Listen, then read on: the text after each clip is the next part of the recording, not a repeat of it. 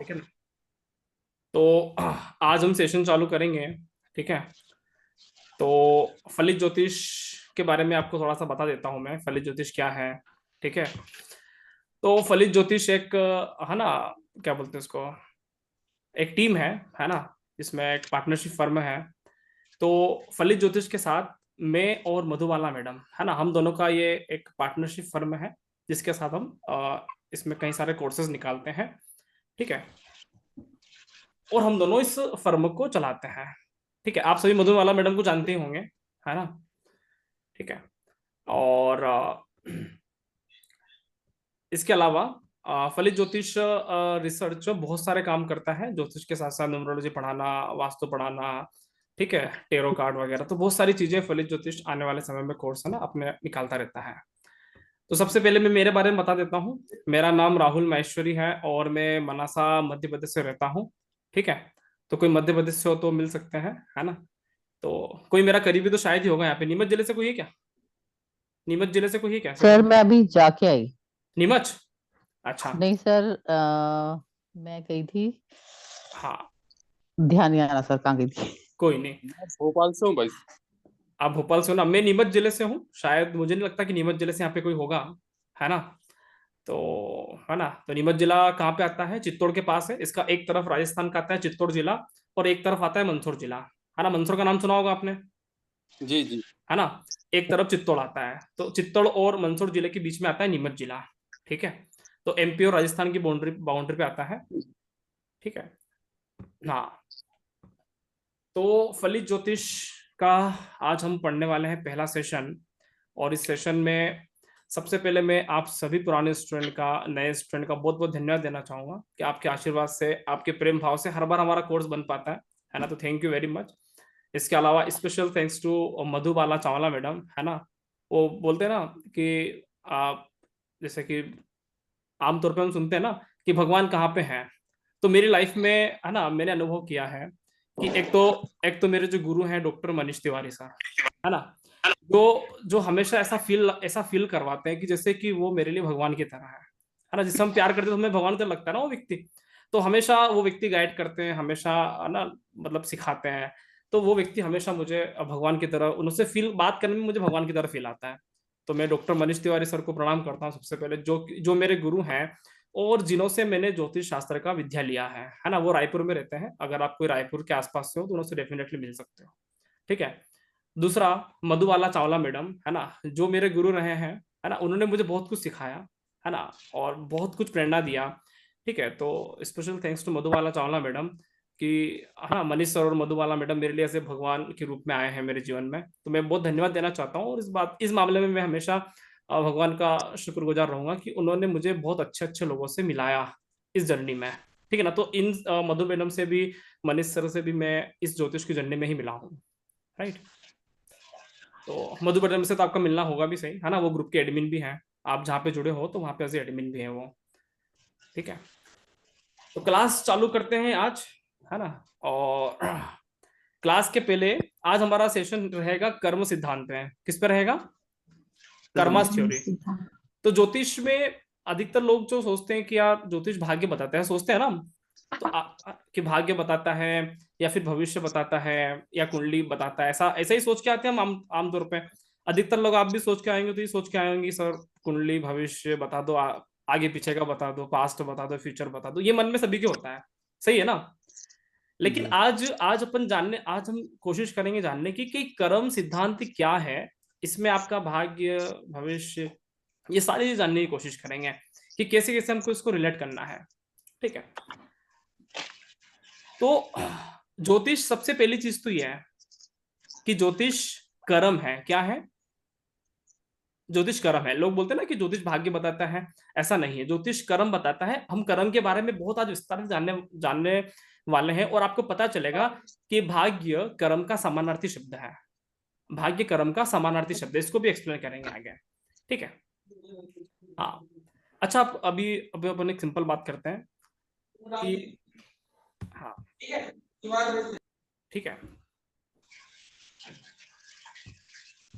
आपको क्या लगता है कि ज्योतिष में एक सिंपल चीज पूछता हूँ, आप सभी एस्ट्रोलॉजर होंगे यहाँ पे, कई सारे लोग ज्योतिष में प्रैक्टिस कर रहे हैं, कुछ लोग पहली बार ज्योतिष कर रहे हैं या नहीं भी कर रहे हैं, तो वो लोग है ना मेरे से उम्र में ज्यादा है तो उन लोगों को जीवन का अनुभव ज्यादा है, सही है ना? तो जीवन का अनुभव तो सभी ने लिया है। तो मैं आपसे एक बात पूछना चाहता हूँ, सिंपल सा, है ना, अगर हम आज ज्योतिष की कक्षा ले रहे हैं तो मेरा एक सिंपल सा प्रश्न आप लोगों के साथ है कि, है ना,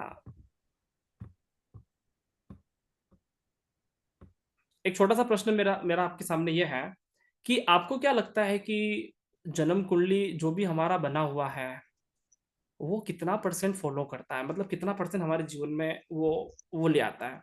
आप इस बात से कितना कितना सहमत हो? अगर आप, मैं बोलूं आपसे कि मुझे सिर्फ एक शब्द में उत्तर चाहिए, कितना परसेंट आपको लगता है कि जन्म कुंडली हमारी जो है वो हमें बताती है जो घटनाएं हैं? क्या लगता है, 100%, कितना परसेंट? 100, 100%? हाँ, और भी बोल सकते हो कि कितना परसेंट आपको लगता है? 70 to 80%। 80%, बाकी अपना कर्म है। अच्छा, अच्छा, ठीक है। मेरे पास कल एक कंसल्टेंसी आया था, है ना, तो ऐसे कंसल्टेंसी आते रहते हैं, तो सामने वाले का एक ही लक्ष्य था कि मुझे आप बताओ कि मेरी कुंडली में क्या है। मैंने कहा काम करो ना यार। बोले नहीं, मेरे को तो जानना है कि मैं क्या करूंगा, है ना। मैं इसको बोल रहा हूँ कि काम क्यों नहीं करना है।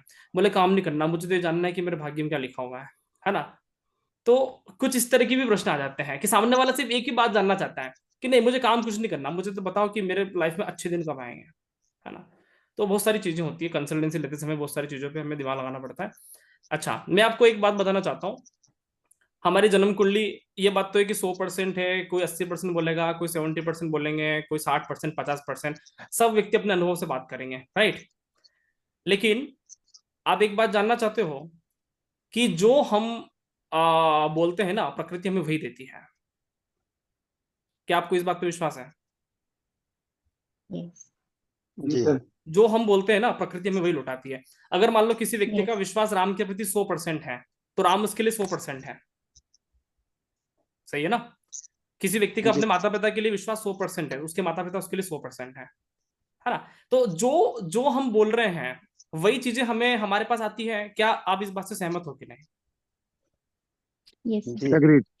वही चीजें आती है ना हमारे सामने। ठीक है, आज मान लो कि हम अपन सनातन संस्कृति में क्या बोलते हैं, भगवान की पूजा करो। पूजा क्यों करते हैं? कि वो अच्छा बोलता है, वो अच्छे व्यक्तित्व वाला है, अच्छे अच्छी अच्छी बातें बताता है, इसलिए भगवान की पूजा करते हैं। ठीक है, तो क्या समझ में आया?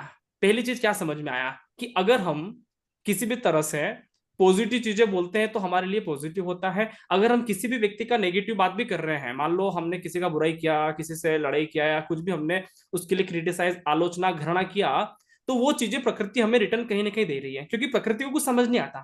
प्रकृति क्या है, एक सॉफ्टवेयर की तरह है। सॉफ्टवेयर को समझ नहीं आता ना, प्रकृति को कुछ समझ नहीं आता। जैसा हम बोल रहे हैं वैसा वो हमारे खाते में डाल रहा है, जैसा हम बोल रहे हैं वैसा वो हमारे खाते में डाल रहा है। अभी बहुत सारे लोग ज्योतिष कोर्स ज्वाइन करने से पहले बात कर रहे थे, सर हम गरीब हैं, हम कोर्स नहीं कर सकते। तो मैंने उनको एक ही बात बोला, कोर्स मत कर, कोई दिक्कत नहीं है, लेकिन ये मत बोल कि मैं गरीब हूं। लॉ ऑफ आकर्षण, लॉ ऑफ अट्रैक्शन जो होता है ना, वो मत लगाओ, है ना। मतलब नेगेटिव नेगेटिव आकर्षण क्यों लगा रहे हो? सही है कि नहीं है? भाई आपको कोर्स नहीं करना, लेकिन आप ये क्यों बता रहे हो कि हम गरीब हैं इसलिए नहीं कर सकते, है ना। तो है ना, ऐसा एक एक इंसिडेंट हुआ था, और वो व्यक्ति को इतना अच्छा लगा, उन्होंने कोर्स ज्वाइन कर लिया। बोलो सर आप क्या कर रहे हो, मैं गरीब तो नहीं हूँ। समझ में आया ना। तो हमें जी किसी भी तरह से कोई ऐसी नेगेटिव बात नहीं बोलना। आज लोग बोलते हैं हम गरीब आदमी, हम ऐसा क्यों बोलना है? अगर आप चाहते हो कि गरीब रहना तो आप बोलोगे, राइट। तो सबसे पहली चीज क्या है, हम जो चीज अपने मुंह से निकाल रहे हैं, आप यकीन मानो वही चीज हमारे सामने आएगी लौट के। जो चीजें, जो विचार हमने बनाया है ना, वही विचार हमारे सामने लौट के आएगा। अगर आप थोड़े दिन ये सोचो कि मेरे को दुनिया में करोड़पति इंसान बनना है, आप करोड़पति बनोगे, क्योंकि आपने सोचा तो है ना। समझ में आ रहा है ना। अगर आप आलोचना करोगे, नेगेटिविटी निकालोगे, बुराई निकालोगे, आपको पता है इस दुनिया में जितने भी तरह के संघर्ष है ना, ये सिर्फ हमारे बोलने के कारण है। ऐसा कहते हैं ना, शास्त्र भी कहते हैं कि आप अधिकतर लड़ी किससे होती है, बोलने के कारण होती है ना। और कौन सी बात बोलने के कारण? नेगेटिव बात बोलने के कारण। सही है कि नहीं है? सही है। आज आपको एक कहानी सुनाता हूँ, कहानी के बाद अपन क्लास भी लेंगे, है ना। और उस कहानी में आपको बहुत सीख सीख मिलने वाली है। आप सभी ने रामायण देखा होगा, रामानंद सागर वाला, है ना। जो रविंद्र जैन साहब ने बनाया है ना, हिंदू धर्म का कितना बढ़िया व्याख्या किया एक जैन धर्म समुदाय वाले व्यक्ति ने। तो सभी ने देखा होगा ना रामानंद सागर वाला, सबसे पहले दूरदर्शन पे आया था, बहुत सारी टीवियां बिक गई थी उस टाइम पे, बोले रामायण आ रहा है, टीवी क्यों लेंगे, बोले रामायण आ रहा है, हुआ था ना। तो रामायण है ना, रविंद्र जैन वाला रामायण, जिसमें जो एक है ना टीवी सीरियल में आता था रामायण, उसमें आपको पता है एक बार हनुमान जी रावण की लंका में गए थे, वो ध्यान है ना, आग लगी थी लंका में, तो लंका में गए थे, तो हनुमान जी ने रावण को जाते ही क्या देखा होगा, हनुमान जी ने हनुमान जी जैसे ही रावण से पहली बार मिले, ठीक है ना, तो उनको रावण का चेहरा देखते ही उनके मन में सिर्फ और सिर्फ तारीफ आई, बोले आपका चेहरा तो इतना ज्यादा है ना तेज क्रांति वाला है, सोने की तरह चमक रहा है, आप इतने सुंदर दिखते हो, आप इतने ताकतवर हो। हनुमान जी ने उनकी सिर्फ और सिर्फ तारीफ करी। आपको पता है ना, अगर आपने रामायण देखा होगा तो आपने ये चीजें नोटिस करी होगी वहां पे, है ना, कि ऐसा तारीफ जी हनुमान जी ने किया था कि आप इतने अच्छे व्यक्ति हो, अगर आप सिर्फ सीता माता को लौटा दें और प्रभु श्री राम से शरण मांग लें तो आप भगवान हो। ये बात बोला था ना उन्होंने, जी कि अगर आप सीता माता को लौटा दे सम्मान के साथ और प्रभु श्री राम से अगर आप क्षमा मांग लेते हैं, तो आपसे जितना ताकतवर व्यक्ति इस ब्रह्मांड में मैंने कोई नहीं देखा। हनुमान जी ये बात बोल रहे हैं रावण को। तो सबसे पहले उन्होंने क्या बात करा, रावण के अंदर पॉजिटिविटी देखने की कोशिश किया। वह व्यक्ति पॉजिटिविटी देख रहा है जो किसी की वाइफ को हर के लेता गया। समझ में आ रहा है, जी समझ में आ रहा है ना, मतलब पॉजिटिविटी की गहराई कितनी है। हनुमान जी को भगवान बोलते हैं ना, वह व्यक्ति रावण में जाके सीधा नेगेटिव नहीं देखा, उसको आश्चर्य हुआ पहले तो, कि यार ये व्यक्ति इतना ज्ञानी विद्वान इतना बड़ा व्यक्ति, इसके पास इतनी ज्यादा अप्सराएं यहाँ पे हैं, क्या ये सीता माता को किडनैप कर सकता है। हनुमान जी बड़े चकित हो गए, बोले क्या बात कर रहा है। और रावण ने उसका रिप्लाई क्या किया था, रावण ने उसका रिप्लाई क्या किया था, वो बोला था ना तुच्छ वानर, ऐसे बोला था ना, तुम क्या हो, है ना, तुम हमारे सामने खाने की वस्तु हो। दानवों के लिए तो वानर खाने की चीजें होती है ना, खा जाते थे, है ना, वो तो किसको नहीं छोड़ते, मानव और वानर तो उनके लिए खाने की चीजें होती थी। बोले तुम क्या हो, एक छोटा सा वानर मुझे जाके सलाह दे रहा है। रावण ने क्या शब्द बोले, तुम हमारे सामने कुछ भी नहीं हो। हनुमान जी ने क्या शब्द बोले, आप भगवान के बराबर हो। ये बात समझ में आया, ये बात समझ में आया कि जी क्या क्या लॉ ऑफ आकर्षण लग रहा है दोनों की कमिटमेंट में। रावण और हनुमान जी ने रावण की तारीफ से उसकी बातचीत चालू किया, और रावण ने हनुमान जी को उनको नीचा दिखाने के साथ साथ बातचीत चालू किया। सहमत हो कि नहीं। एग्रीड और फिर क्या रिजल्ट आया, और फिर क्या रिजल्ट आया, जो रावण ने कहा था ना वहां पे, तुम हमारी खाने की चीज हो, तुमको तो हम ऐसे ही मार सकते हैं, तुम कुछ भी नहीं हो, वो रिजल्ट उनके सामने आया, रावण के सामने आया। और जो हनुमान जी ने कहा कि आप भगवान हो ऐसा हो, वो रिजल्ट राम के सामने आया, राम भगवान के रूप में साबित हुए। उसके पहले राम भगवान नहीं थे, लेकिन लंका दशहरा के बाद राम भगवान के रूप में साबित हो गए। समझ में आ रहा है ना। तो जैसा हम बोले उसी तरह का आकर्षण हमारे जीवन में आ रहा है। सही है ना।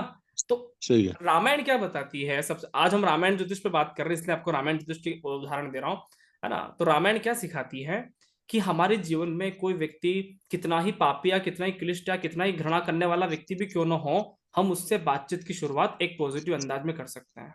Are you agree with me और नॉट। एग्रीड। भाई रावण तो बेकार आदमी था ना, आज हमारे जैसा व्यक्ति आ जाए मान लो, आज हमको भेजे तो हम रावण क्या बोले, इधर आ साले नीचे उतर, तेने कैसे उतार लिया, तेने कैसे राम जी की वाइफ को ले लिया, ऐसे बोलते हैं ना। जी हमारे जैसा व्यक्ति क्या बात करेगा, इधर आ पहले नीचे आके बात कर मेरे से, है ना। हम क्या आकर्षण लगा रहे हैं, लड़ी झगड़े का आकर्षण लगा रहे हैं। हनुमान जी ने क्या आकर्षण लगाया, पॉजिटिव आकर्षण लगाया। ये हमारे जीवन में देखो, ज्योतिष हमेशा जीवन जीने की कला है, आर्ट ऑफ लिविंग है। और ये क्लास में आपको हर एक सेशन में मैं बोलूंगा, और अपने आप ही चीजें सामने आएगी, बोलना पड़ेगा, ठीक है। तो ये लिख लो, ज्योतिष मतलब जीवन जीने की कला, ज्योतिष मतलब आर्ट ऑफ लिविंग, है ना। जैसा हम आकर्षण लगाएंगे, जैसे हम अट्रैक्शन लगाएंगे हमारे जीवन में, वैसी ही घटना हमारे जीवन में हो जाती है। मेरा ज्योतिष का सफर इतना आसान नहीं रहा था। आज से 6 साल पहले आया था ना, बनिया वर्ग की फैमिली से था, जब मैं काम करता था लोग बोलते अरे क्या ये काम कर रहा है, बिजनेस करो, ये करो वो करो। समझ में आया ना। लेकिन मैं ज्योतिष के प्रति हमेशा पॉजिटिव था। मैंने कहा नहीं यार ज्योतिष अच्छा है ना। मेरे घर वालों को, मेरे पापा को स्पेशली पसंद नहीं था, बोले क्या है, मैं पॉजिटिव था। लॉ ऑफ अट्रैक्शन मेरा नेगेटिव नहीं रहा कभी भी ज्योतिष के लिए। आज ज्योतिष ने मुझे क्या दिया है वो एक्सप्लेन करने की आवश्यकता नहीं है। समझ में आ रहा है ना। ज्योतिष, आज हम किसी चीज के लिए पॉजिटिव व्यवहार करते हैं, वो चीजें हमें डेफिनेटली पॉजिटिव अंदाज में रिफ्लेक्ट करेगा। इस बात को लिख लो आप, सही है। तो ये हमारा पहला चीज होना चाहिए कि हमें किसी भी चीज को लेकर एक पॉजिटिव अंदाज में बात करना है। अभी चाहे कौन, चाहे रावण जैसा पापी व्यक्ति भी खड़ा था, हनुमान जी एक्सप्लेन कर रहे हैं। जब राम और रावण का युद्ध हुआ था ना, तो राम जी भी ये एक्सप्लेन कर रहे थे बार बार। राम जी ने एक सिंगल टाइम रावण का क्रिटिसाइज किया पूरे युद्ध में, एक सिंगल टाइम रावण को आलोचना किया, एक सिंगल टाइम रावण की बुराई किया नहीं किया। जब राम और रावण युद्ध कर रहे थे ना, तब भी राम जी उसको सलाह दे रहे थे रावण को कि तुम ऐसे हो, प्रभावशाली व्यक्ति हो, ऐसा है वैसा है। उन्होंने आलोचना कभी नहीं किया है, सही है ना। तो भगवान हमें क्या सिखाता है? सबसे पहली चीज है, आपको अगर बहुत बड़ा व्यक्ति बनना है, हमें अगर बहुत बड़ा व्यक्ति बनना है, तो सबसे पहली चीज क्या होनी चाहिए हमारे जीवन में, कि हम पापी से पापी व्यक्ति में भी कुछ अच्छा ही देख सकते हैं क्या? सही है। पापी से पापी व्यक्ति में भी, बुरे से बुरे व्यक्ति में भी कुछ अच्छा ही देख सकते हैं क्या? समझ में आ रहा है? ठीक है। एक और बात बताता हूं, जब राम और रावण का युद्ध चल रहा था, तब लक्ष्मण जी नेगेटिव हो गए थे। लक्ष्मण जी नेगेटिव हो जाते हैं हमेशा से, है ना। तो वो गुस्से में नेगेटिव हो गए थे, बोले अरे क्या भैया, हमारे पास तो हाथी घोड़े भी नहीं है, हमारे पास तो ये भी नहीं है, रावण तो ये लेके आ रहा है, अपने पास तो कुछ नहीं है। अच्छा, राम जी के पास कुछ नहीं था? राम जी कहाँ लेके आएंगे यार, अयोध्या से थोड़ी लेके आए थे। तो राम जी के पास कुछ नहीं था, ठीक है। ना हाथी थे, ना घोड़े थे, ना पालकी था, ना कुछ नहीं था, ठीक है। और रावण के पास इधर से 1,000 हाथी आ रहे लड़ने के लिए, 1,000 2,000 घोड़े आ रहे हैं। इनों के पास तो ले दे के वानर हैं, है ना, तो आधे तो घोड़े ही मार देते थे, ठीक है। लेकिन बावजूद इसके राम ने अपनी टीम को जो फॉलो किया ना, वो टीम बनाई ना, तो कभी भी एक बार भी नेगेटिव नहीं कहा कि हमारे पास साधन संसाधन की कमी है। समझ में आया? पॉजिटिव एटीट्यूड से काम करना है। आप समझ पा रहे हो ना? जीवन में किसी भी चीज को पॉजिटिव एटीट्यूड में हमें देखना है। ये हमारा जीवन जीने का तरीका है यार, जीवन जीने की कला है। रामायण से हमें क्या सीखने को मिला? रामायण से हमें ये सीखने को मिला ना, जीवन जीने की कला। पुराने जमाने में लोग कथा सुनते थे, आपने देखा होगा ना, आपकी दादी माँ होगी या आपका दादाजी होंगे, तो सुबह सुबह कथा सुनने जाते थे, मंदिरों में जाते थे। आपने देखा होगा, मेरी दादी जाती थी, है ना। तो शायद आपकी दादी तो डेफिनेटली जाती होगी, आप तो मेरे से बड़े हो, है ना। तो मेरी दादी कथा सुनने जाती थी। तो कथा सुनने क्यों जाती थी? कुछ पॉजिटिव बातें मिलेगा। आज मान लो मैं कहता हूं कि अगर आपको कोई मोटिवेशनल स्पीकर मिल जाए, है ना, उसकी बातें आपने सुन लिया, तो क्यों जाते हैं कि यार कुछ पॉजिटिव बातें हमें मिल जाए, इसलिए उसकी बात सुन सकते हैं। देश काल माहौल के अकॉर्डिंग चेंज कर सकते हैं ना। तो जरूरी थोड़ी आपको, वही आप किसी भी चीज से जहां पे भी आपको पॉजिटिविटी दिखे, वो व्यक्ति आपके लिए भगवान है, ठीक है। तो पहली हमारा कर्म का सिद्धांत क्या है, कि हम अपना जो बिहेवियर है, हम अपना जो व्यवहार है, ये पॉजिटिव एटीट्यूड के साथ चालू कर सकते हैं। आप कर पाओगे क्या? कर पाओगे? अच्छा, मैं राहुल महेश्वरी, मैं आपकी 100 दिनों जी तक बिल्कुल क्लास, कर लेंगे। हाँ जी, मैं राहुल महेश्वरी, मैं आपकी 100 दिनों तक क्लास लेने वाला हूँ। आप मेरे प्रति लॉ ऑफ अट्रैक्शन लगाइए, है ना। कैसा क्लास रहेगा? अच्छा रहेगा, नेगेटिव रहेगा, है ना। आप जिस तरह का लॉ ऑफ अट्रैक्शन लगाओगे, आपको चीजें उसी तरह की दिखने लग जाएगी, मैं आपको बता रहा हूँ। आपको मन में विश्वास रहेगा, बहुत बढ़िया होगा, ठीक है ना। आपको मन में जरा सा भी लगा कि ये क्या हो रहा है, कैसे हो रहा है, तो बड़ी समस्या आ जाएगी, राइट। तो हमें हमेशा से पॉजिटिव एटीट्यूड में, है ना, पॉजिटिव बिहेवियर के साथ, है ना, पॉजिटिव आकर्षण के साथ कार्य करना है। और कम संसाधन में भी बेहतरीन कार्य हो सकता है, ये रामायण से अधिक तो कोई नहीं बता सकता। सही है? ये है ना। भारत पाकिस्तान का युद्ध हो जाए और भारत बोले हमारे पास संसाधन कम है, ऐसे ऐसे भारत के मौके आए हैं, लेकिन भारत ने कम संसाधन में भी पाकिस्तान से युद्ध जीता था। पॉजिटिव एटीट्यूड, समझ में आ रहा है ना। तो पॉजिटिव एटीट्यूड के साथ हमें हमेशा काम करना है। चलिए अभी मैं आपको स्क्रीन प्रेजेंट करता हूँ, थोड़ी सी बातें समझेंगे। और ये दिख रहा है आपको सभी को स्क्रीन?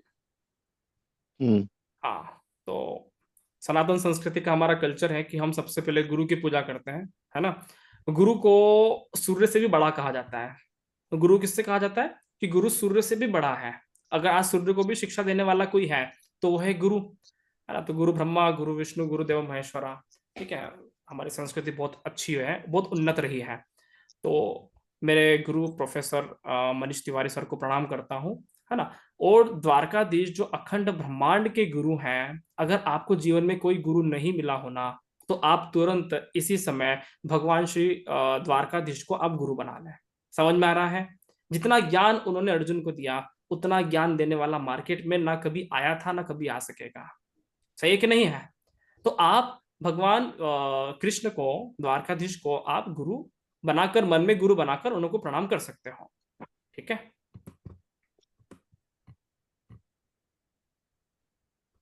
ठीक है। तो मेरे मेरे भी गुरु, मैंने भी भगवान विष्णु से बड़ा ज्ञान लिया है, उनकी चीजें देखता हूँ। इसलिए हमारा जो ग्रुप डीपी लगा हुआ है, आपने देखा होगा भगवान कृष्ण का लगा हुआ है, क्योंकि पढ़ा रहे हैं रामायण ज्योतिष, लेकिन ग्रुप डीपी लगा हुआ है भगवान कृष्ण का, क्योंकि वो मैं उनको गुरु के रूप में पूजा करता हूँ।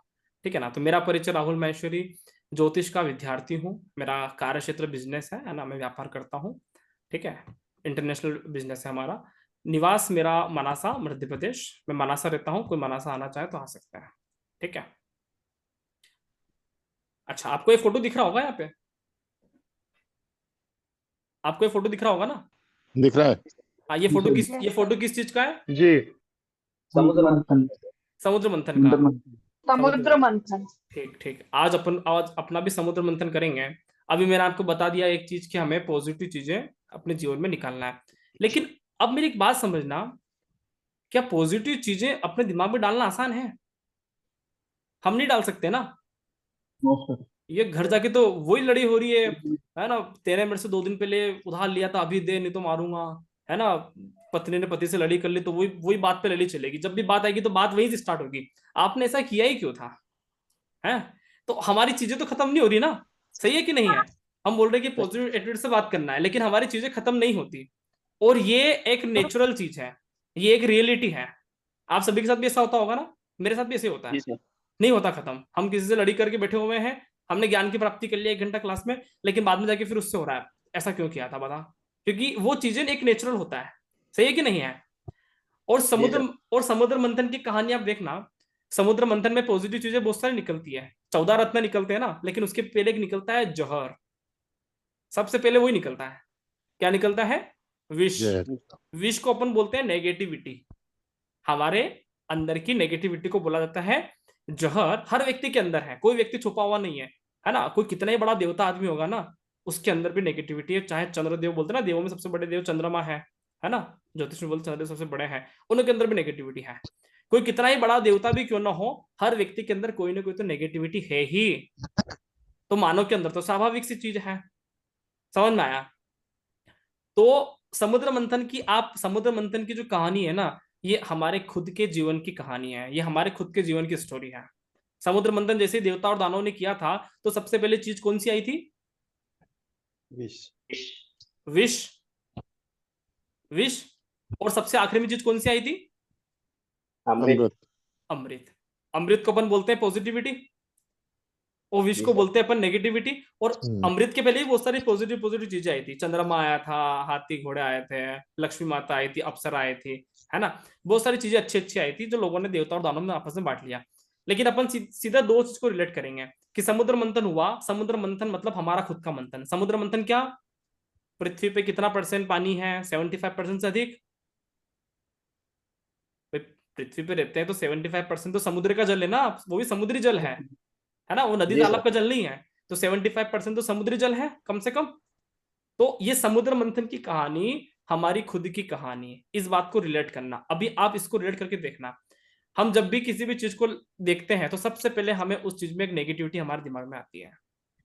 किसी भी चीज को लेकर, कोई भी चीज को लेकर, है ना। स्कूल में पढ़ने जाते हैं, वहां नेगेटिविटी आती है।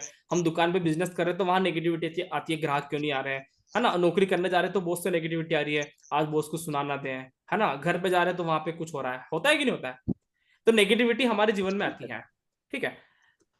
तो इस नेगेटिविटी को और इस पॉजिटिविटी को, जहर और अमृत की जो बीच का जो समुद्र मंथन है, ये अपना ज्योतिष है, ये अपना कर्म सिद्धांत है, और इसी से सारी बातें निकली हुई है। और आपको आश्चर्य हो सकता है कि इसी से चंद्रमा निकला था ना। और चंद्रमा ज्योतिष का सबसे बड़ा टूल्स है। बिना चंद्रमा के ज्योतिष हो सकता है क्या? नहीं हो सकता। ठीक है। तो समुद्र मंथन सबसे पहला है। तो नेगेटिविटी हमारे जीवन में आती है, तो उसको पीने वाला व्यक्ति कौन था अपनी संस्कृति में? शिव। शिव थे। भगवान शिव। और शिवा। शिव। आप सभी को ज्योतिष आता है, अपन अपने टारगेट पे आ गए है ना। तो भगवान शिव, है ना, भगवान शिव ने जहर को पिया था, राइट। भगवान शिव ने पिया था ना। जी जी।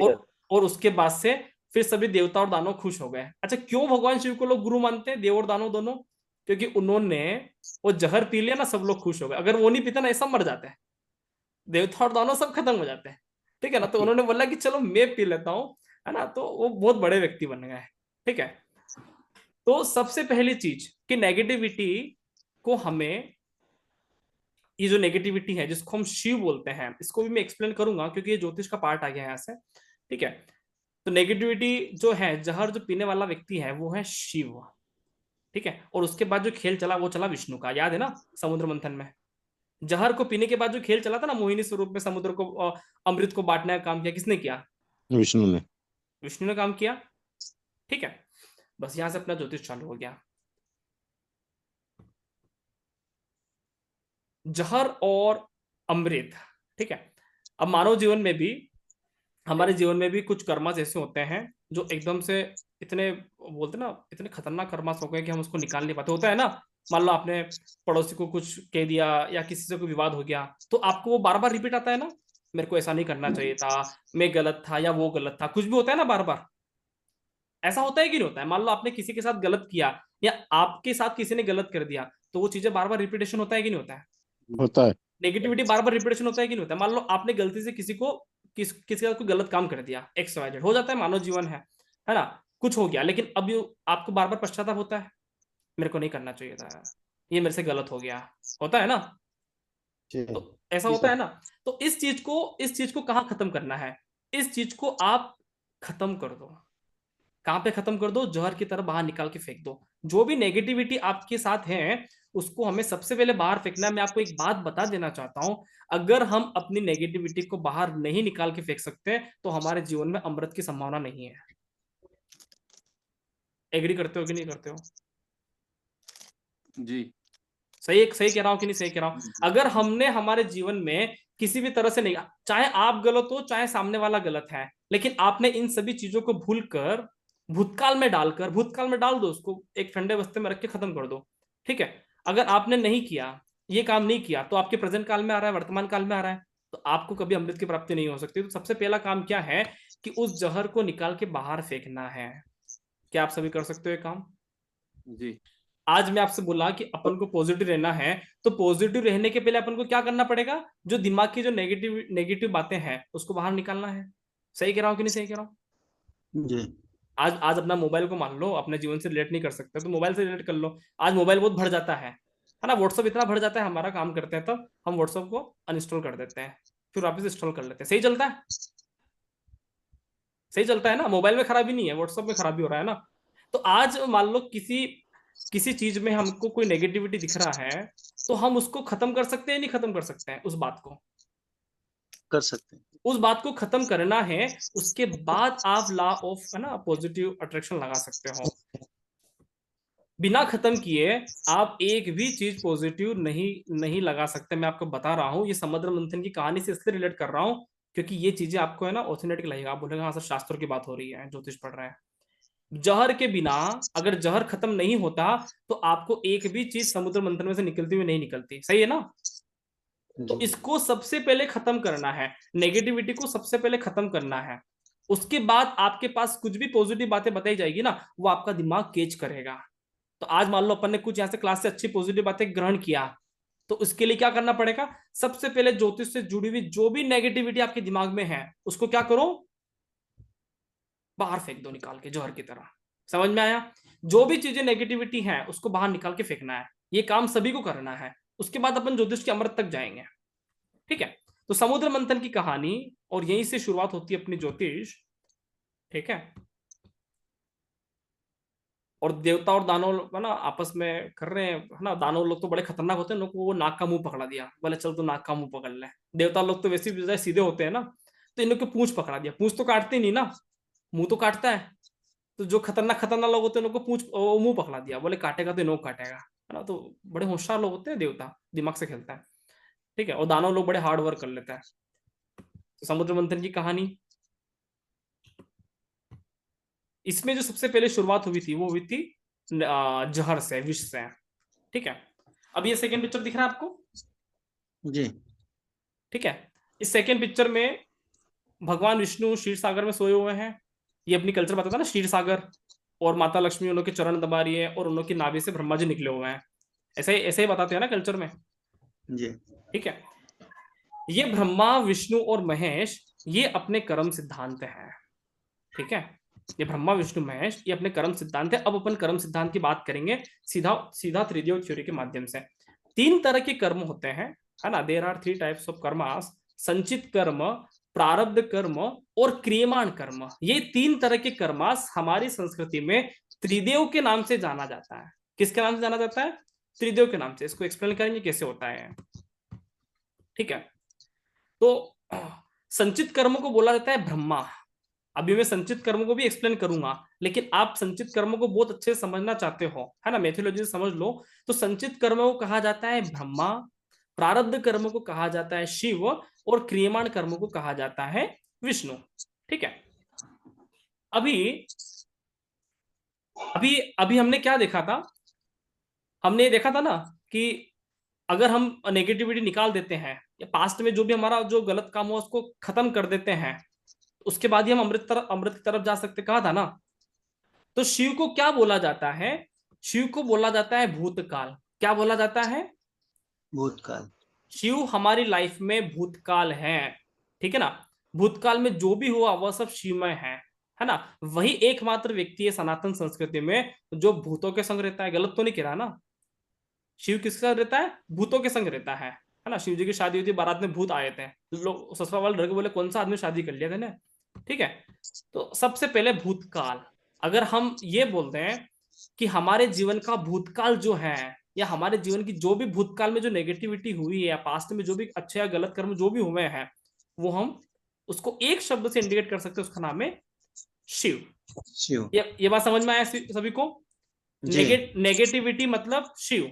सीधे तौर पे बात रखो कि पास्ट में हमसे कोई भी गलत काम हो गया, कुछ भी बुराई हो गई, कुछ भी पाप हो गया, आप उसको सिर्फ एक शब्द से इंडिकेट करें, शिवमय, तन्मय मन शिव संकल्प मस्तु। समझ में आ रहा है? जी आगे बात करेंगे दूसरा, अभी आपको और क्लियर हो जाएगा। ठीक है, दूसरा जो इसमें है, ठीक है, शिव को अपन बोलते हैं राहु, इसको भी एक्सप्लेन करूंगा मैं। गुरु को बोलते हैं विष्णु और ब्रह्मा को बोलते हैं केतु।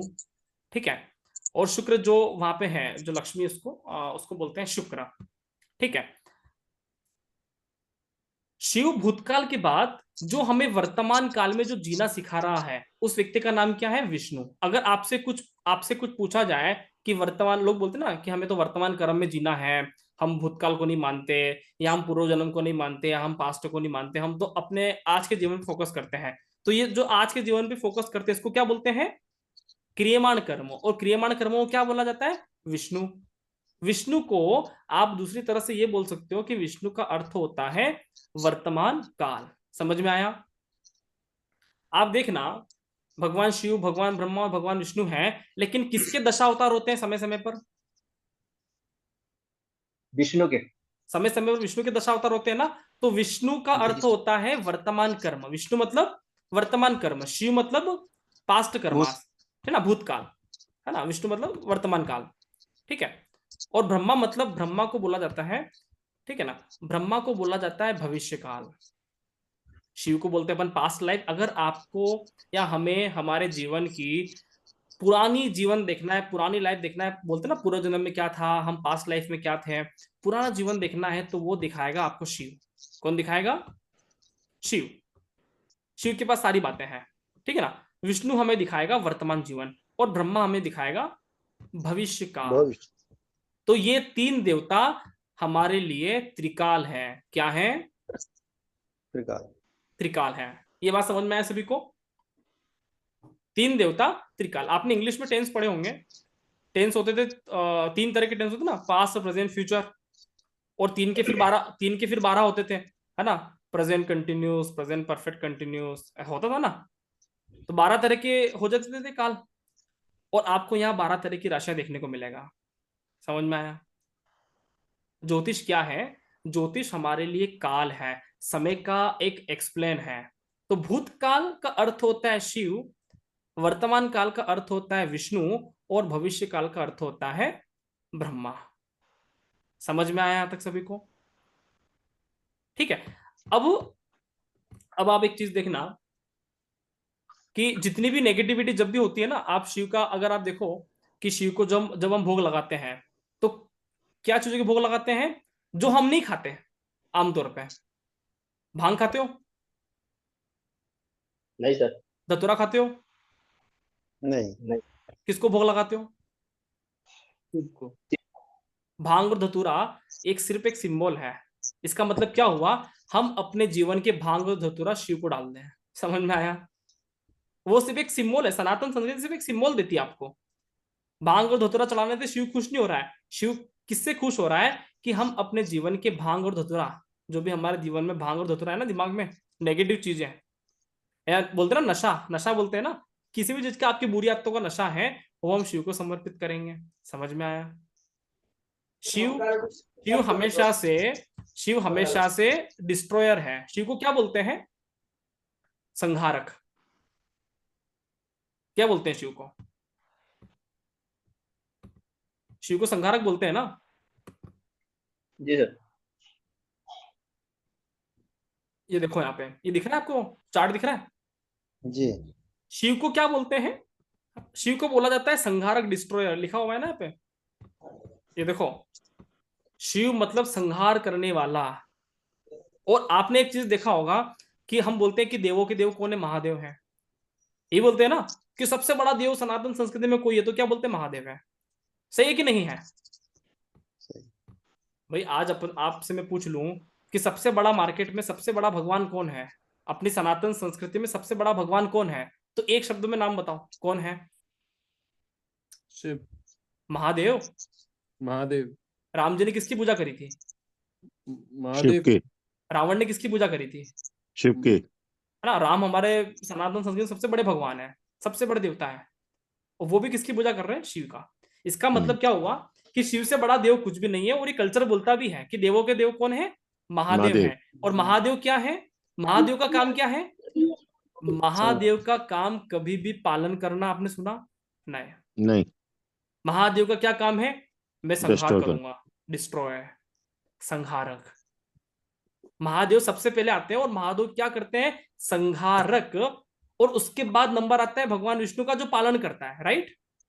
राइट। त्रिदेव में सबसे बड़े महादेव हैं, फिर बोलते हैं विष्णु है, फिर ब्रह्मा का नाम आता है ना, ब्रह्मा का नाम सबसे लास्ट में आता है। तो शिव का काम क्या है? जो सबसे बड़े व्यक्ति हमारे संस्कृति में, उसका नाम है संहारक।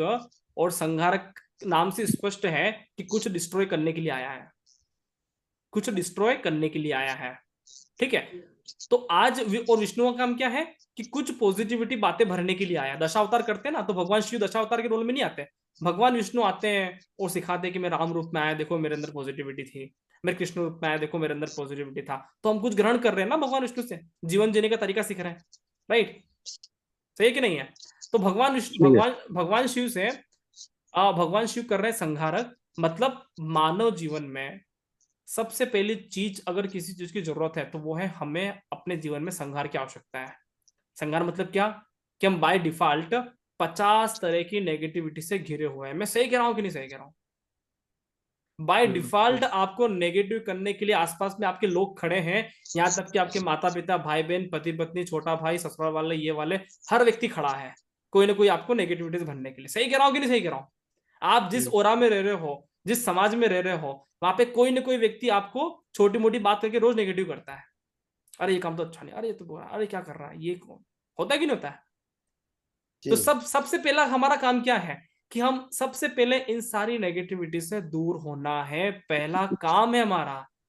हमारा पहला काम है कि डिस्ट्रॉय है वो जो भी नेगेटिव बातें बोले। आपको एक बात बताता हूं, जीवन में कोई भी किसी भी तरह से किसी भी व्यक्ति के लिए नेगेटिव बात करे, आप उसको डिस्ट्रॉय करो सबसे पहला है। क्योंकि लॉ ऑफ अट्रैक्शन है ना, नेगेटिव नेगेटिव डिस्ट्रॉय। समझ में आया? जी सर। ये जीवन जीने का तरीका है। तो सबसे पहला काम, सबसे बड़े देव राम जी ने शिव की पूजा किया। रावण भी नेगेटिव नहीं था। रावण भी बहुत धार्मिक व्यक्ति था, गुरु था, शिव से मिलके आया, उसको बहुत अच्छे अच्छे दर्शन भी हो गए। ठीक है ना? तो पॉजिटिव था काफी हद तक। ठीक है ना? तो सबसे पहला काम हमारा क्या है जीवन में? कि हमें नेगेटिविटी को डिस्ट्रॉय करना है। हम सनातन संस्कृति को मानते हैं। आप रोज शिव जी को जल चढ़ाते हो ना? नहीं चढ़ाते हो तो भी दिक्कत नहीं है। लेकिन जल चढ़ाने के पीछे का सिद्धांत, भांग धतूरा चढ़ाने का सिद्धांत आपको समझ में आया? कि हमें नेगेटिविटी को वहां चढ़ाकर आना है शिव पे, क्योंकि वही व्यक्ति नेगेटिविटी आपका ले सकता है, बाकी कोई नहीं ले सकता, बाकी कोई देवता नहीं ले सकता। मैं आपको बता रहा हूँ, क्योंकि उसको मजा आता है। शिव अभी बोलते हैं ना, अग्नि का काम है जलाना, अग्नि का काम क्या है? जलाना। तो वहां पे आप कुछ भी चीज डालोगे जल जाएगा ना। तो शिव का काम क्या है? संहार करना। तो आप शिव को वो चीजें भेंट करो जो आप अपनी आत्तों से दुखी हो, उसको मजा आता है संहार करने में। समझ में आया? तो नेगेटिविटी जितने भी आसपास के माहौल हैं, सबसे पहले उन सबकी नेगेटिविटी से दूर रहना है। दूसरा काम, जब नेगेटिविटी से हम दूर हो जाएंगे तो हमारे जीवन में पॉजिटिविटी आ जाएगी ना। जब नेगेटिविटी से दूर होते तो पॉजिटिविटी अपने आप आ जाती है ना। भाई आज किसी के लिए हमको बुरा सोचना ही नहीं है ना। मान लो गुरुजी ने कह दिया कि सर बुरा सोचेंगे ही नहीं, तो जब बुरा नहीं सोचना तो डेफिनेटली है कि अच्छा सोचेंगे। वो फसल होती है ना खेत में, आप खेत को देखना, जब वहां पे कुछ नहीं है तो पता नहीं क्या क्या उग जाते हैं, लेकिन साफ सफाई करके जब उगाते धान उगता है ना। तो नेगेटिव चीजें को खत्म करके डिस्ट्रॉय करना पड़ता है। आपने खेती बाड़ी करी है कभी? हमारे इधर खेत भी है ना, मेरे दादाजी का खेत है, हम जाते हैं कभी कभी। तो वहां पे नेगेटिव नेगेटिव चीजें उग जाती है फसल होने के टाइम पे, होता है ना। तो उसको डिस्ट्रॉय किया जाता है ताकि फसल अच्छी हो। हमारे साथ भी यही है। तो सबसे पहला काम नेगेटिव को डिस्ट्रॉय करना है, ये शिव का काम है। पॉजिटिविटी को ग्रहण करना है, ये विष्णु का काम है। और ब्रह्मा का काम है भविष्य बताना। ठीक है। और अभी स्क्रीन बता रहा हूं आपको, अभी आपको आश्चर्य होगा कि आप ज्योतिष क्या पर्पज से आए थे, और आपको यहाँ पे ज्योतिष ओरिजिनल में क्या है आपको पता चलेगा। आप यहाँ पे देखो बहुत गहराई से है कि शिव का हमारी लाइफ में कितना बड़ा रोल है। 49.99% दिख रहा है आपको? शिव का हमारी लाइफ में कितना बड़ा रोल है? 49.99% दिख रहा है ना, डिस्ट्रॉयर। विष्णु का हमारी लाइफ में कितना परसेंट रोल है? 50%। पूरा 50% रोल है विष्णु का हमारी लाइफ में। और ब्रह्मा का हमारे जीवन में कितना परसेंट रोल है, क्या आप जानना चाहते हो? जिसको बोलते हैं फ्यूचर। ये आप देखो यहाँ पे, आवाज जाएगी। अच्छा, हाँ प्लीज माइक म्यूट रखें। ब्रह्मा को जिसको अपन बोल रहे हैं फ्यूचर, और जिसके लिए आप ज्योतिष में आए हो, उसका कितना परसेंट योगदान है आपके जीवन में? दिख रहा है क्या कुछ? पढ़ के बताओ कितना परसेंट योगदान है? 1%। 0.1% यार। 0.01। जितने भारत के अंदर जैन धर्म के लोग नहीं हैं, उससे भी कम परसेंट। समझ में आया? जी ब्रह्मा का हमारी लाइफ में 0.01% योगदान है। और ब्रह्मा का काल क्या है? भविष्य काल। ठीक है। और पास्ट, जिसको हम बोलते हैं ना कि हम पूर्व जन्म को नहीं मानते, हम प्रारब्धों को नहीं मानते, उसका हमारी लाइफ में लगभग 50% योगदान है। कितना? प्रारब्ध का हमारे जीवन पर लगभग 50% योगदान रहता है। आज आप जो भी कर रहे होते हो ना आपके जीवन में, इसका लगभग 50% भाग आपके प्रारब्ध से जुड़कर आया है। ठीक है। और प्रेजेंट, जिसको लोग बोलते हैं ना कि हम तो ये वाला मानते हैं भैया, हम तो सिर्फ इसको ही कर्म मानते हैं। आमतौर पे लोग सिर्फ इसको ही कर्म मानते हैं, भगवान विष्णु को, प्रेजेंट काल को, वर्तमान काल को ही कर्म मानते हैं। ये हमारे जीवन में सिर्फ 50% है ना। 50% इसको बोलते हैं क्रियमाण कर्म। विष्णु को बोलते हैं क्रियमाण कर्म।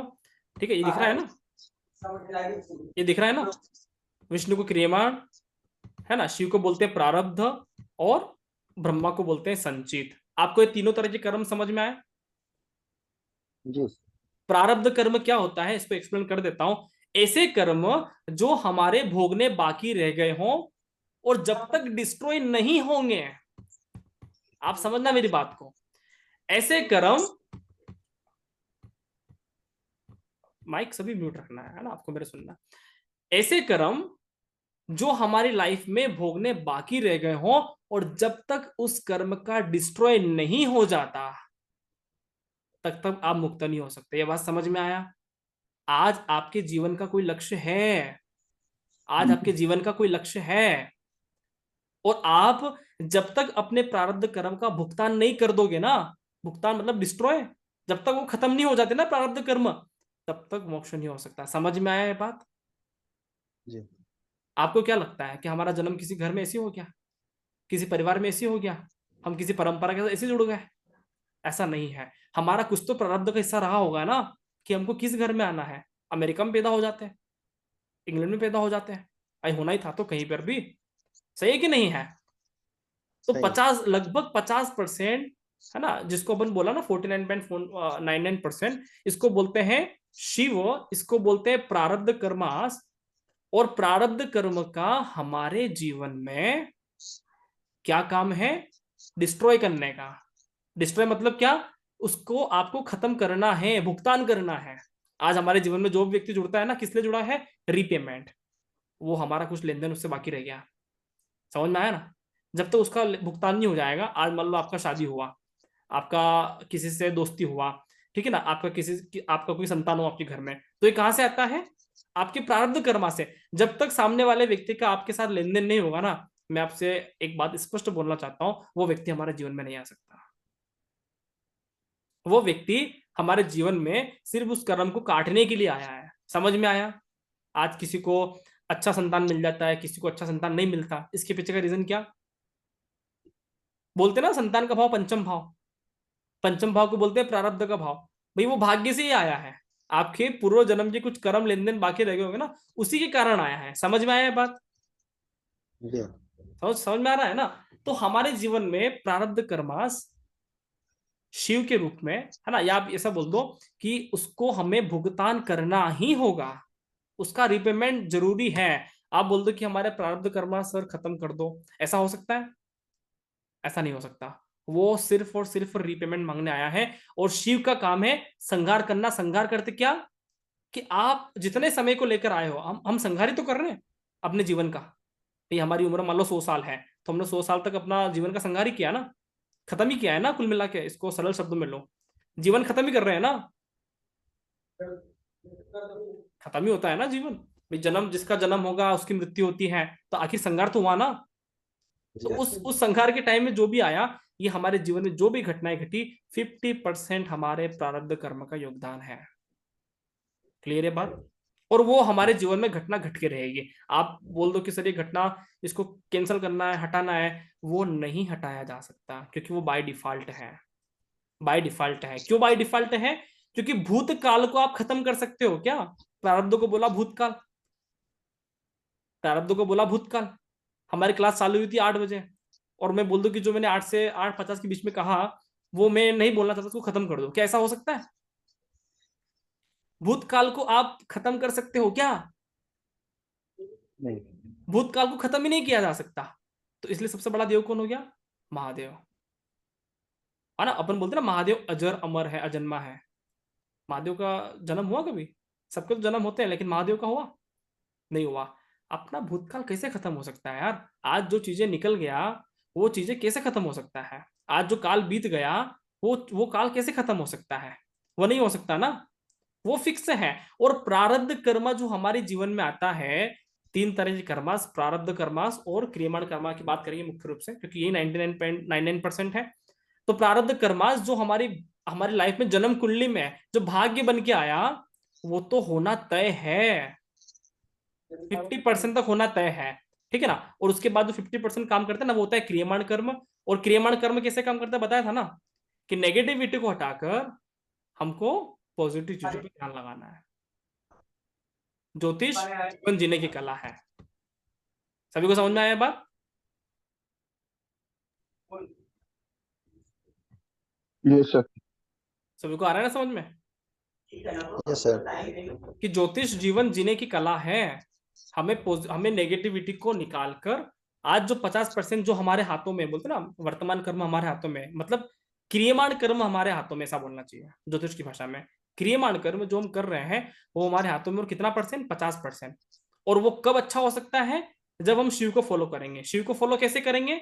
जब हमारी जो नेगेटिविटी जो भरा हुआ चीजें हैं, उसको हम छोड़ेंगे, उसको हम त्याग करेंगे। जब वो डिब्बा खाली होगा नेगेटिविटी का, तब जाके कुछ पॉजिटिविटी हमारे दिमाग में आएगा। भाई आज इसको रिलेट करो कहानी से, कि आज आपका कोई दुश्मन है, आपकी उससे किसी काल में लड़ाई हुआ, जब तक आप उसको माफ नहीं करोगे ना, नेगेटिविटी दूर नहीं करोगे उसके दिमाग से कि मेरा दुश्मन था, तब तक आप उस व्यक्ति से कुछ भी अमृत का लाभ ले सकते हो, उसकी कुछ भी अच्छाई का लाभ ले सकते हो। वो दुश्मन आपका विधायक बन गया मान लो, लेकिन आपके दिमाग में तो गालियां हैं, बेकार आदमी है, जहां बोलोगे उसके लिए बुराई कर रहे हो। क्यों कर रहे हो? आप नेगेटिविटी को त्याग करके जब तक नहीं करोगे ना, तब तक आपको उस व्यक्ति में, वो भगवान भी बन जाएगा ना कल से, लेकिन आप उसको गालियां दोगे। रावण दे रहा था ना राम को, रावण ही कर रहा था। रावण आखिर तक ही कर रहा था।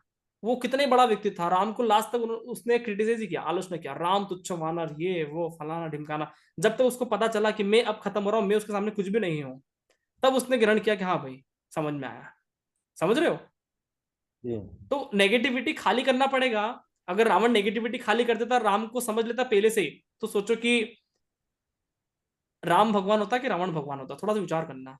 जब हनुमान जी ऑफर लेके गए थे ना कि आप बात मान लो, रावण बोलता कि यार बात तो बहुत सही कह रहा है तू हनुमान, मैं सीता माता को है ना राम के पास दे देता हूँ और माफी मांग लेता हूँ। मेरे को एक बात बताना, किसकी पूजा होती सनातन संस्कृति में, राम की कि रावण की? राम। रावण के मंदिर बन जाते, बता रहा हूं मैं, कि यार वो व्यक्ति इतना ताकतवर था, वो चाहता तो राम को हरा सकता था, लेकिन उस व्यक्ति ने झुकना सीख लिया। समझ में आया ना? लोग बोलते हैं यार ताकतवर कि वो व्यक्ति यार शिव को उठा सकता है, पर्वत उठा सकता है, वो राम को हरा सकता था, ठीक है ना? लेकिन उस व्यक्ति ने क्षमा मांग के कर लिया। रावण के मंदिर दिखते हैं आपको मार्केट में, अगर एक छोटी सी चीज को समझ लेता पॉजिटिविटी को तो ये चीजें हमारी ज्योतिष का पार्ट है ना? मैंने आपको आज जो समझाया, ठीक है ना, ये अपनी अपनी लाइफ में है ना पास्ट, प्रेजेंट और फ्यूचर के रूप में इंडिकेट किया गया है। मैं आपको प्रीवियस इस पे ले जाता हूँ थोड़ा सा, कि यहाँ पे क्या है। शिव को यहाँ पे दिखा रखा है मैंने राहु, और ब्रह्मा को दिखा रखा है केतु, और विष्णु को दिखा रखा है गुरु। ठीक है? तो शिव कौन है? राहु है। राहु का नाम सुना है ज्योतिष में? नहीं सुना तो आप सिर्फ एज्यूम करके चलना कि शिव के पास राहु जैसे कैरेक्टर आपको बहुत मिलेंगे। शिव राहु है ना? वैसे शिव को तो राहु प्लस केतु कहना चाहिए। राहु प्लस केतु क्यों कहना चाहिए? क्योंकि शिव से तो सब है ना, पूरी दुनिया है ना। काल है सर, समय। शिव से तो सब है, पूरा काल उसके पास है। तो राहु प्लस केतु 180 डिग्री होते हैं ना, राहु और केतु हमेशा। और शिव को आपने एक चीज देखा होगा कि शिव हमेशा अर्धनारेश्वर के रूप में रहता है। देखा है कि नहीं देखा है? जी शिव का एक रूप है अर्धनारेश्वर, आधा मेल आधा फीमेल। तो राहु प्लस केतु को कहा जाता है शिव, जिसमें राहु और केतु के दोनों की वर्णन है। ठीक है ना? और जहां राहु और केतु के वर्णन हो, वहां पे आपको संपूर्ण ब्रह्मांड दिख जाता है। ठीक है? रामायण ज्योतिष राहु को रावण कहता है, केतु को हनुमान कहता है। इसको एक्सप्लेन करते रहेंगे हम आगे। विष्णु को बोला जाता है गुरु। ठीक है? तो राहु केतु गुरु, ये तीन, ये जो ऐसे टूल्स हैं हमारे जीवन में, कि राहु अपना है प्रारब्ध कर्मास, केतु अपना है फ्यूचर कर्मास, और गुरु अपना है वर्तमान कर्मास। सभी को समझ में आया? जी राहु को, अब लोग बोलते हैं ना कि राहु बुरा है, ऐसा है, लेकिन मैं आपको एक बात बता देना चाहता हूं, राहु को आप अपने जीवन से निकाल ही नहीं सकते हैं, क्योंकि राहु के कारण आपका पुनर्जन्म हुआ है। समझ में आया? जीवन में घटनाएं भोगना बाकी रह गया ना, इसलिए इसी के कारण जन्म हुआ है ना, राहु के कारण ही हमारा पुनर्जन्म हुआ। समझ में आया?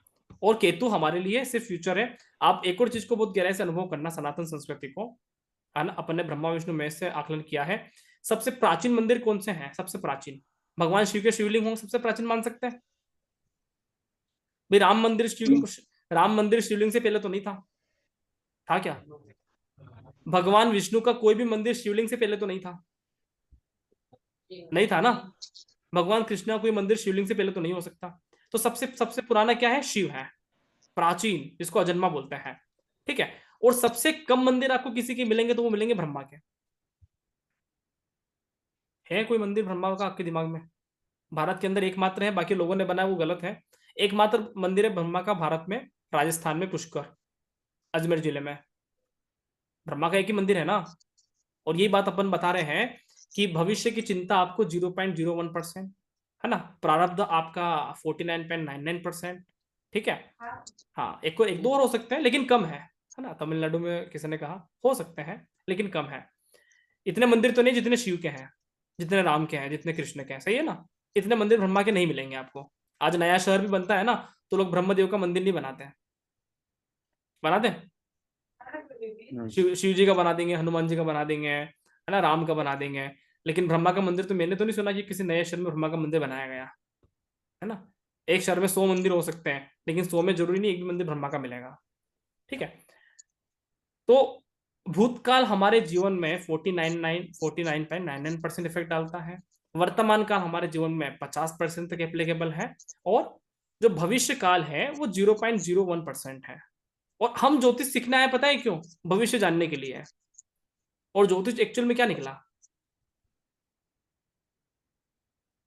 ज्योतिष 0.01%। और ज्योतिष एक्चुअल में क्या निकला? ज्योतिष निकला जीवन जीने की कला, आर्ट ऑफ लिविंग 50%। जीवन जीने की कला ज्योतिष सिखाता है।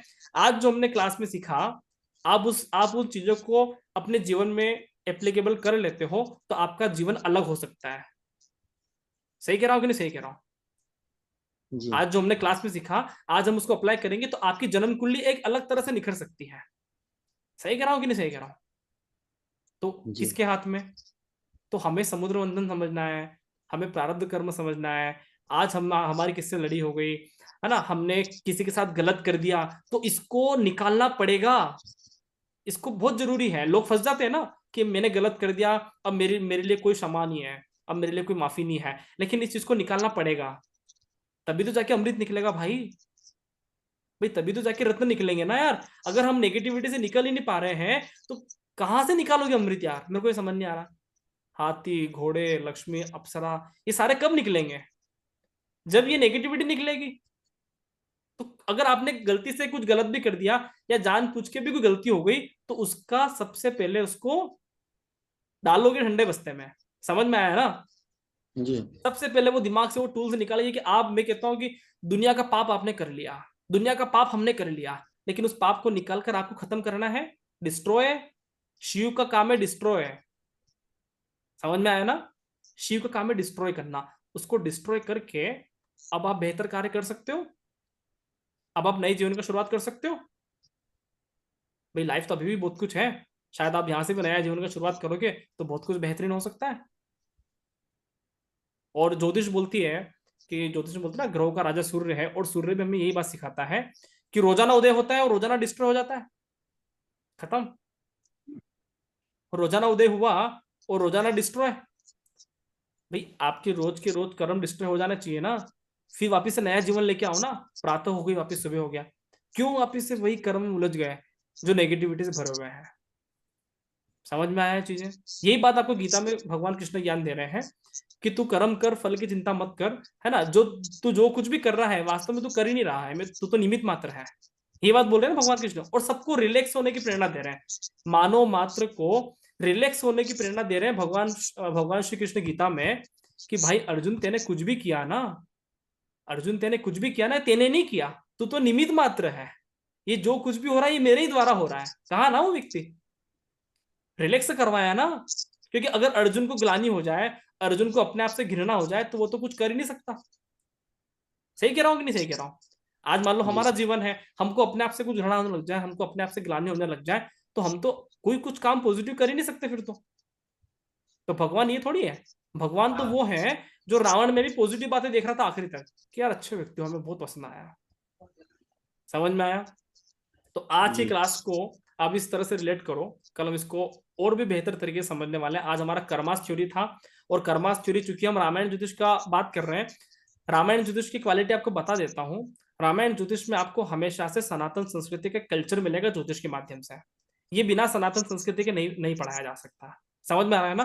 तो आपको देवताओं के, आपको सनातन संस्कृति के, ब्रह्मा विष्णु महेश के, राम के, लक्ष्मण के, कृष्ण के, आपको बहुत सारे जीते जागते उदाहरण राशियों के माध्यम से, नक्षत्र के माध्यम से, ग्रहों के माध्यम से हम पढ़ने की कोशिश करेंगे। ये 12 राशियां होती हैं। ये 12 राशियां आपकी पास्ट के, कुछ राशियां पास्ट की, कुछ राशियां प्रेजेंट की, कुछ राशियां आपके फ्यूचर के बारे में बताती है। इन सारी चीजों को हम रिलेट करेंगे। तो रामायण ज्योतिष का सबसे बड़ा जादू ये है कि हम कुछ भी बातें पढ़ेंगे, इसमें हमारी सनातन संस्कृति का, वो बोलते ना, सुगंध आएगा। बिना उसके नहीं हो सकता। समझ में आया? क्योंकि बोलते ना ज्योतिष धर्म का क्षेत्र है, और मेरा ऐसा मानना है कि ज्योतिष बिना धर्म के नहीं पढ़ाया जा सकता। समझ में आ रहा है ना? काफी लोग बोलते हैं कि ज्योतिष को धर्म में मत घुसाओ, लेकिन ज्योतिष बिना धर्म के पढ़ाया ही नहीं जा सकता। ज्योतिष राम में बसा हुआ है, कृष्ण में बसा हुआ है, शिव में बसा हुआ है। समझ में आया ना?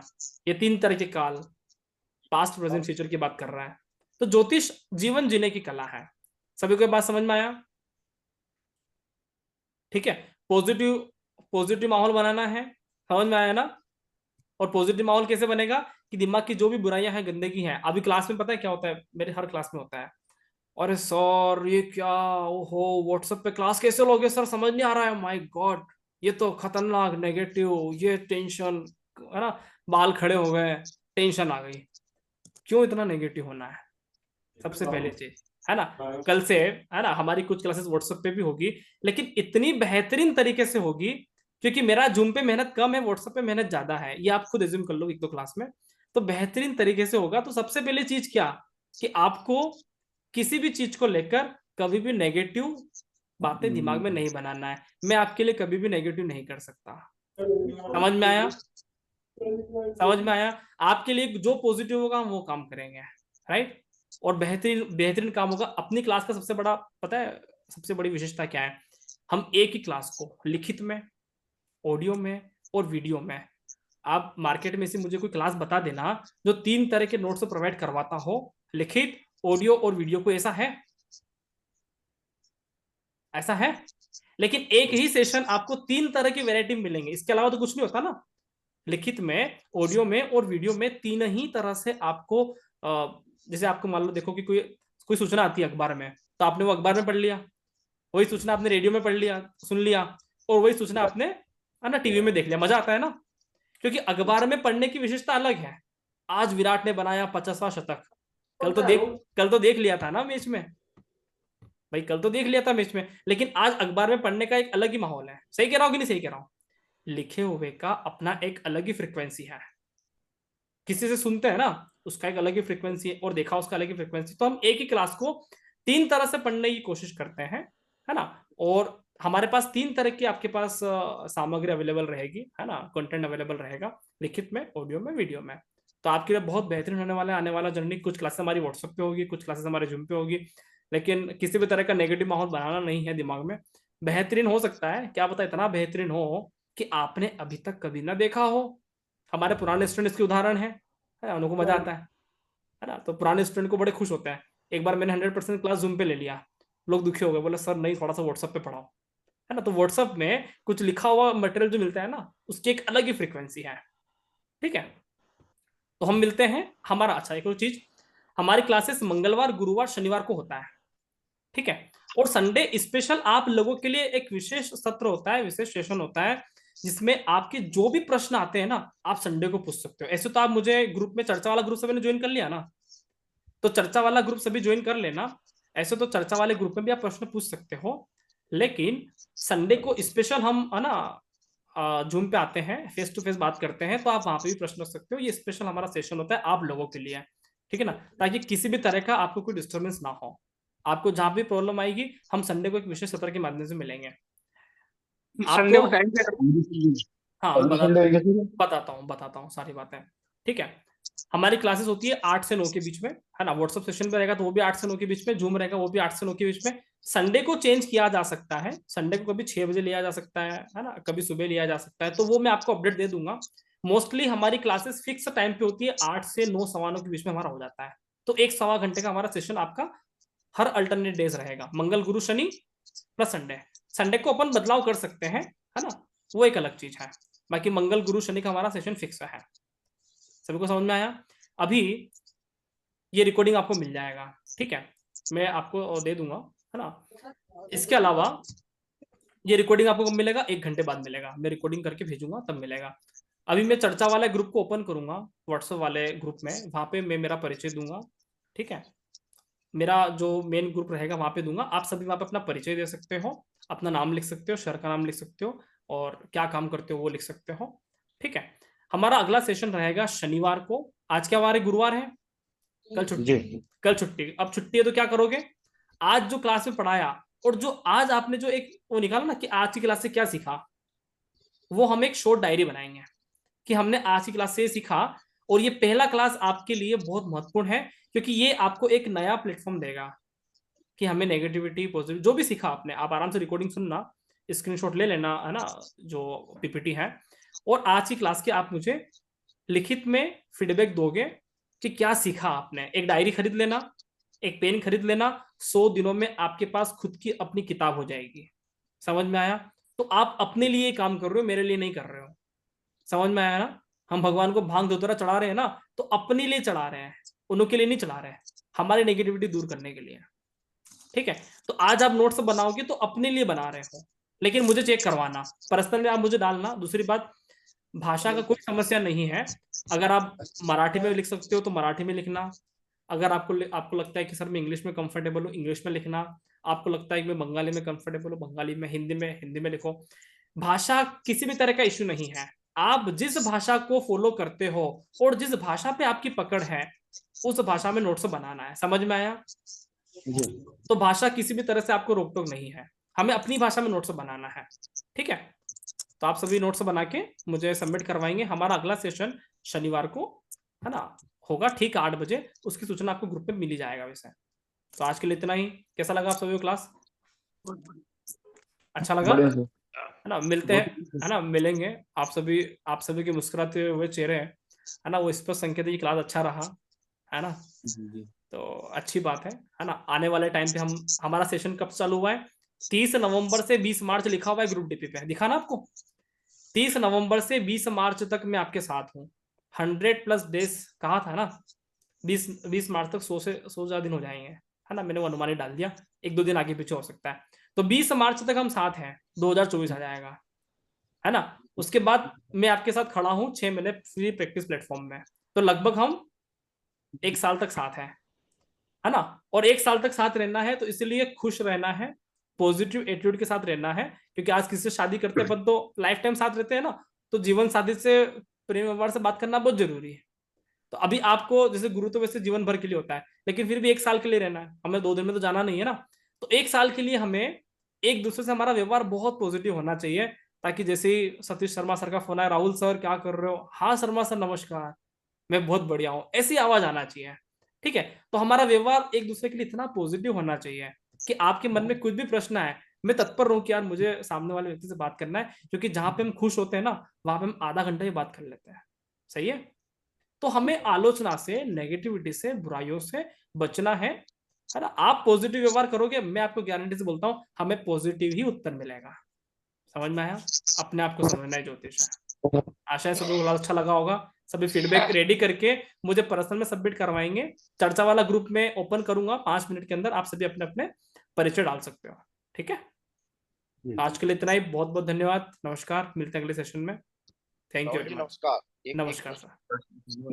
ये फॉर्म, ये दूसरा मास्टर कोर्स वाला ग्रुप कब शुरू होगा सर? यही है क्या? हाँ करते हैं, यही ग्रुप है ना, करते हैं अपन बात। ठीक है सर, नमस्कार। नमस्कार। नमस्कार सर।